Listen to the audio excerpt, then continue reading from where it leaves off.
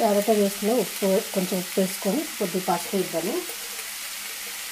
ఆకలి కాలేదండి. పొద్దున నేను టమాటా రైస్ లేట్గా తిన్నా, ఆకలి అవ్వట్లేదు వద్దులే అనుకున్నా. కానీ ఇంకా ఇప్పుడు సరే చపాతీ చేసుకున్నాము, కర్రీ కూడా సాయంత్రం టిఫిన్ లేకుంటుందిలే అని చేసేసుకున్నా. పిండి కలిపి పెట్టేస్తాను. ఆకలి అయితే 2 చపాతీలు చేసుకుని తినేస్తా, లేదంటే సాయంత్రం తినొచ్చు అని చెప్పేసి కూర అయితే క్యారెట్ చేస్తున్నాను. అంటే క్యారెట్, బంగాళదుంప, ఉల్లిపాయ 3 తొందరగా అయిపోతుందండి. సన్నగా కట్ చేస్తాం కాబట్టి తొందరగా అయిపోతుంది. మూత పెట్టేసి ఒక్క నిమిషం వదిలేస్తాం అనుకోండి, చక్కగా మగ్గిపోతుంది. ఎందుకంటే క్యారెట్ కూడా సన్నగా కట్ చేస్తాం కదా, తొందరగా మగ్గిపోతుంది. ఇంకా బంగాళదుంప మనం ఉల్లిపాయ చెప్పనక్కర్లేదు, ఎంత టైం పడుతుందో తొందరగానే మగ్గుతుంది కాబట్టి ఇంకా కర్రీ అయితే ఒక 2 నిమిషాలలో అయిపోతుందండి. ఆల్రెడీ చూడండి ఎంత తొందరగా మగ్గిపోయిందో. క్యారెట్ కూడా ఉడికిందిలేండి, దగ్గరికి వెళ్ళిపోయింది. నేనైతే నా దగ్గర కారపొడి ఉంది, అది వేసుకుంటున్నాను.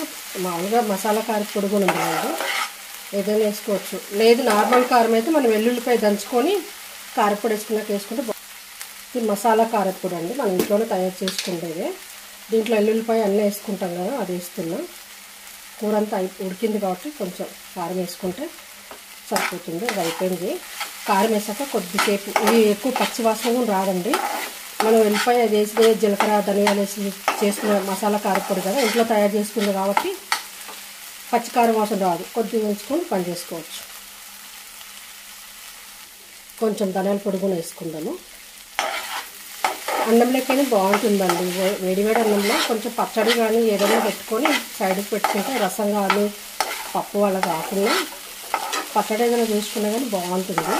క్యారెట్ ఫ్రై అయితే మేమైతే పచ్చడి, పప్పు, సాంబార్ అదేం లేదండి, వట్టిగానే రైస్ పెట్టుకొని తినేస్తాము. బాగుంటుంది. క్యారెట్, బంగాళదుంప 2 బాగానే ఉంటాయండి. అందరికీ నచ్చవేమో కానీ పర్వాలేదు. కూర అయితే రెడీ అయిపోయిందండి. లాస్ట్లో కొత్తిమీర వేసేసుకొని స్టవ్ కట్టేసుకుంటాము. చపాతీ కూడా రెడీ అయిపోయింది. వేడివేడి చపాతీ. మధ్యాహ్నం చపాతీ ఏంటి అనుకుంటున్నారేమో.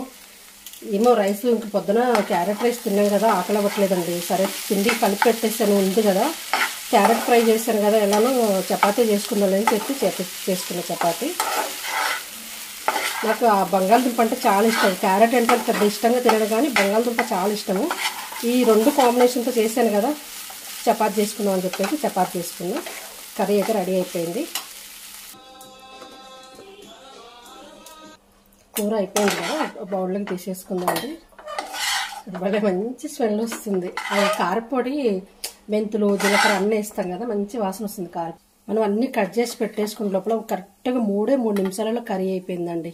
సూపర్ టేస్ట్ ఉంది. చపాతీలోకి బాగుంటుంది.